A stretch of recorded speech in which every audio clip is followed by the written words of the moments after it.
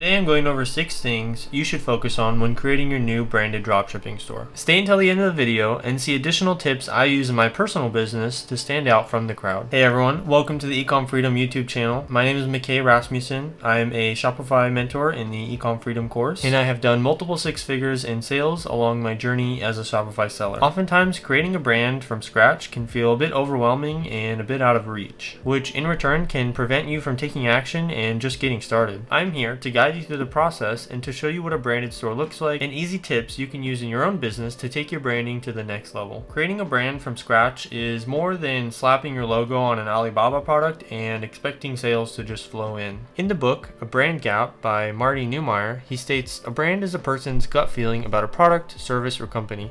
It's a gut feeling because we're all emotional, intuitive beings despite our efforts to be rational. There are 6 things that have a direct impact on your customer's gut feeling that we have complete control over. I have compiled a small list of brands that have done an excellent job at differentiating using a unique selling point, pristine branding, and overall what we should aim for when creating new brands. So for number 1, we're going to talk about color palette, and the brand I thought did an excellent job with their color palette is called Drop Bottle. Right off the bat, you can see their neutral color palette that Drop Bottle uses pairs perfectly with their brand's vision of detox, living a healthier lifestyle, and drinking infused water. They use this dark blue to highlight headings and important information, yet use yellow to contrast when they want the Shop Now button to pop, or they have a bit of information they don't want you to forget.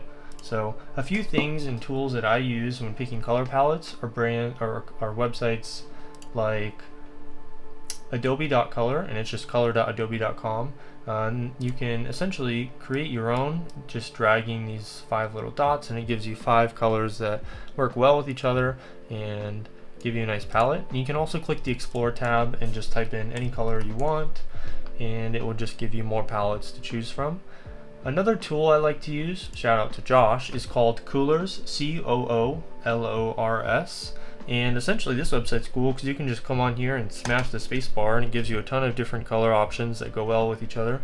And if you like one color, you can always lock that color or lock 2 or 3 colors and hit space bar, and then it will only change the unlocked colors. So this one gives you free reign of picking colors that you like. Moving on to our next topic, we're going to talk about name and logos. The approach I like to take when starting a new brand is to think of some umbrella name that will work for a multitude of products under my niche store. For example, let's look at Almond Cow. They have done a great job at coming up with something clever that lets you know what the brand is about, yet broad enough that will allow them to expand and sell other things that complement their product. So as you can see, it's a little almond in the shape of a cow, so it's kind of clever, kind of a play on words.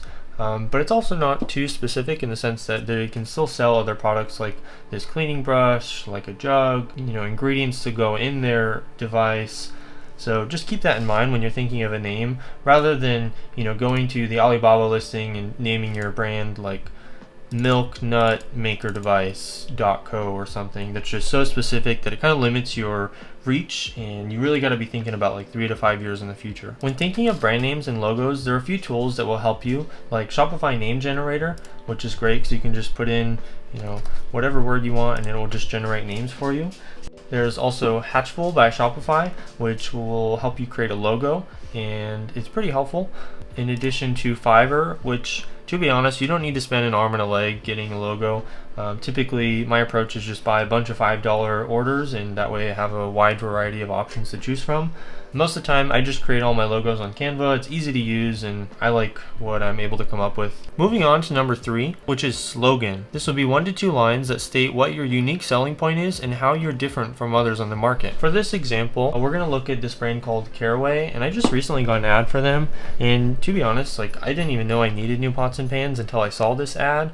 But immediately when you go onto the website, you can see non-toxic cookware made modern, and if you just scroll through the website, you can see they've just done a great job at really going the simple route, but they're high quality photos, and it all just pulls together. When you can see all over the website, it's very modern, clean looking. Slogan just gets to the point, tells you what their brand is. So I think it's simple is always better, but you want to make sure you're really saying like what sets you apart in the marketplace. Before I go to the next topic in our 6 points of making your branding better, branding in combination with a unique selling point is the sole reason I can charge 10 times more than my competitors, yet every day customers choose my brand over theirs. If you've been wanting to start a successful Shopify business or already have a Shopify business and ready to push the gas pedal on it, we just released the Ecom Freedom Shopify blueprint, which the team pulls back the curtain in one of Josh's brands that he's taken from 0 to 600,000 in sales. It's a complete A to Z walkthrough and shows exactly how he built the brand from the actual ad manager to which interests worked. Link is in the description below. You can grab it for $197 before we start increasing the price. Back to number 4, which is brand personality. The minute you get to Hello Tushy's website, you can see the messaging right away. 2 clean bums are better than 1. And then just looking at their product page, just everything from the icons they use to the instructions on how to use the product. It's all like a branded approach at how their unique way of communicating with their customers. And you can even see their reviews are the same, and just scrolling through some of them, they have play on words and puns, and these are things that really help make a brand stand out. These are subtle things that at first make you laugh, but on a subconscious level are helping build trust among our customers. Every brand will have their own personality and messaging, and the best way to decide how you want your brand to come across is just doing research. Join Facebook groups, reading reviews on Amazon, both positive and negative, and finding out who you are actually marketing to and what angle you want to take. Next, similar to personality, we have the overall look and feel of the website.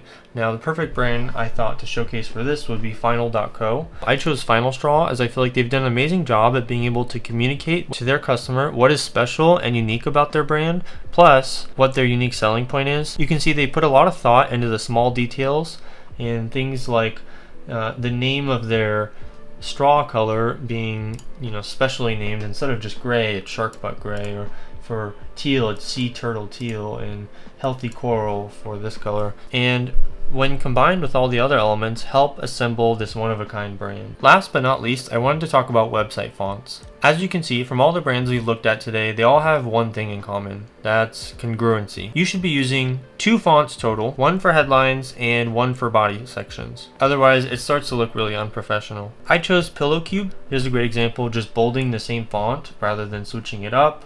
And you can really tell all of the text on this website is congruent.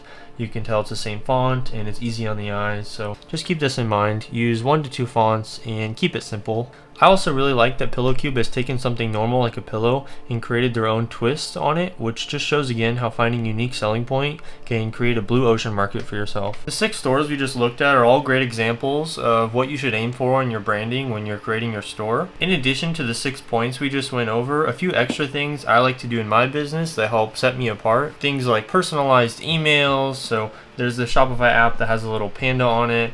It's really great for, making the email signature at the bottom look like this. And then of course things like product packaging, which include customized stickers, custom packing tape, poly mailers.